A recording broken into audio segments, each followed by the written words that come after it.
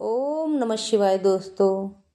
हमारे जीवन में कई उतार चढ़ाव आते हैं और कभी कभी हमें ऐसा लगता है कि हमारा जीवन पूरी तरीके से बदल गया है, लेकिन अच्छे तरीके से नहीं। हम अपने जीवन में आगे बढ़ने के लिए संघर्ष करते हैं और हमें ऐसा लगता है कि हमारे पास कोई रास्ता नहीं है। कई बार हम अपने जीवन में इतने अधिक समस्याओं का सामना करते हैं कि हमें ऐसा लगता है कि हमारा जीवन एक बड़ी चुनौती बन गया है।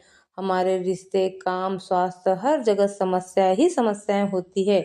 हमें ऐसा लगता है कि हमारा जीवन एक बड़ा बोझ बन गया है। इन समस्याओं का सामना करते हुए हम अक्सर अपने आप को अकेला और असहाय महसूस करते हैं। हमें ऐसा लगता है कि हमारे पास कोई नहीं है जो हमारी मदद कर सकता है। यह एक बहुत ही दर्दनाक अनुभव होता है और हमें ऐसा लगता है कि हमारे जीवन में कुछ भी अच्छा नहीं हो सकता। ऐसे समय में हमें एक ऐसी शक्ति की आवश्यकता होती है जो हमारे जीवन को बदल सकती है। हमें एक ऐसी शक्ति की आवश्यकता होती है जो हमें आगे बढ़ने के लिए प्रेरित कर सकती है, और यहीं पर भोले बाबा की शक्ति काम आती है। भोले बाबा की शक्ति हमें अपने जीवन को बदलने के लिए प्रेरित कर सकती है। उनके टेक्निक और रूल्स हमें अपने जीवन में शांति और सुकून पाने में मदद कर सकते हैं। हम उनके मंत्रों का जाप करके अपने जीवन को सकारात्मक दिशा में मोड़ सकते हैं। उदाहरण के लिए, हम सुबह जल्दी उठकर भोले बाबा का जाप कर सकते हैं। हम उनके मंत्रों का जाप करके अपने दिन की शुरुआत कर सकते हैं। इससे हमारे दिन में सकारात्मकता और ऊर्जा का संचार होता है। एक व्यक्ति ने भोले बाबा की शक्ति का अनुभव किया और उसका जीवन पूरी तरीके से बदल गया। वह अपने जीवन में बहुत अधिक संघर्ष कर रहा था, लेकिन जब उसने भोले बाबा का जाप करना शुरू किया तो उसके जीवन में सकारात्मक परिवर्तन आने लगे। उसके जीवन में शांति और सुकून आया और वह अपने जीवन को एक नए दृष्टिकोण से देखने लगा।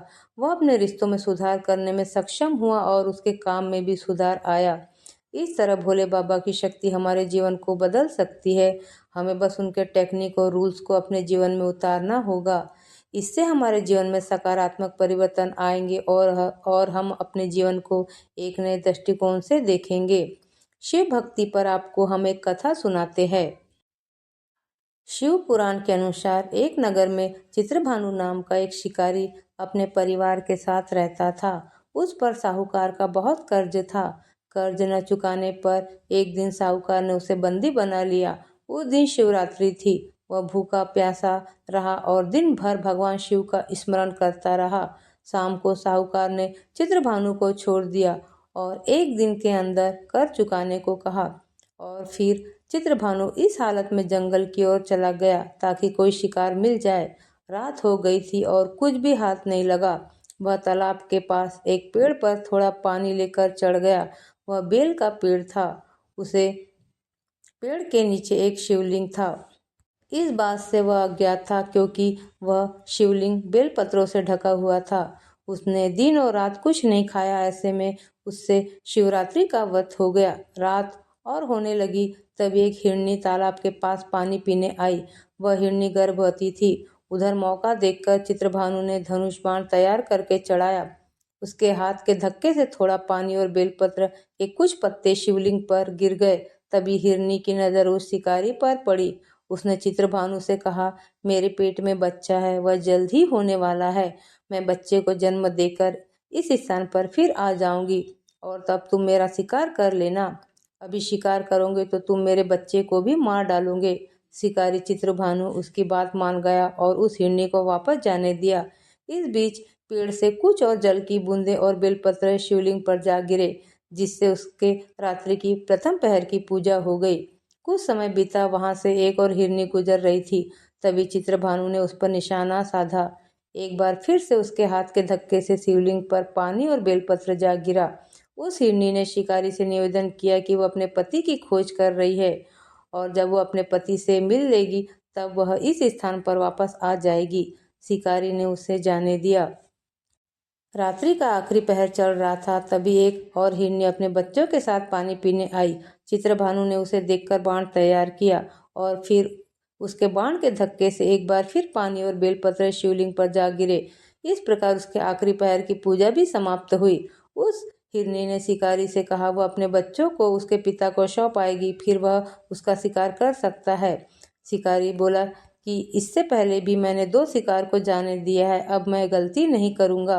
हिरनी बोली, मैं वचन देती हूँ, मैं जरूर लौट कर आऊँगी। हिरनी के ऐसा कहने पर उसने उसे जाने दिया और इधर शिकारी की शिव पूजन और रात्रि जागरण अनजाने में हो गया। फिर सुबह हो गई और वहां से एक हिरण गुजरा। शिकारी को देख हिरण ने कहा, अगर तुमने 3 हिरण और उसके बच्चों का शिकार किया तो तुम मुझे भी मार डालो, क्योंकि वो मेरा परिवार थे और मैं उनके वियोग में नहीं जी पाऊंगा। और यदि तुमने उन्हें छोड़ दिया है तो मुझे भी जाने दो, मैं उनसे दोबारा मिलकर फिर इस स्थान पर वापस आ जाऊंगा, तब तुम मेरा शिकार कर लेना। इस प्रकार शिकारी ने पूरे रात की घटना हिरण को बताई और उसने उस हिरण को भी जीवन दान दे दिया। शिवरात्रि का व्रत करने और अनजाने में भगवान शिव का पूजन करने से शिकारी का मन निर्मल हो गया और वह पाप मुक्त हो गया। कुछ समय बाद वह हिरण अपने पूरे परिवार के साथ शिकारी के सामने आया और कहा कि वह उनका शिकार कर ले, जिससे उनका वचन पूरा हो जाए। उस हिरण परिवार की वचनबद्धता देखकर चित्रभानु हैरान हुआ। आत्मग्लानि के कारण चित्रभानु ने उन्हें छोड़ दिया और जीवन दान दे दिया।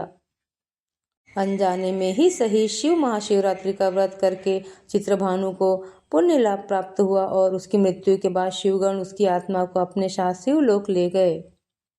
तो अगर आप भी अपने जीवन में सकारात्मक परिवर्तन लाना चाहते तो भोले बाबा की शक्ति का अनुभव करें, उनके टेक्निक और रूल्स को अपने जीवन में उतारें और अपने जीवन को एक नए दृष्टिकोण से देखें।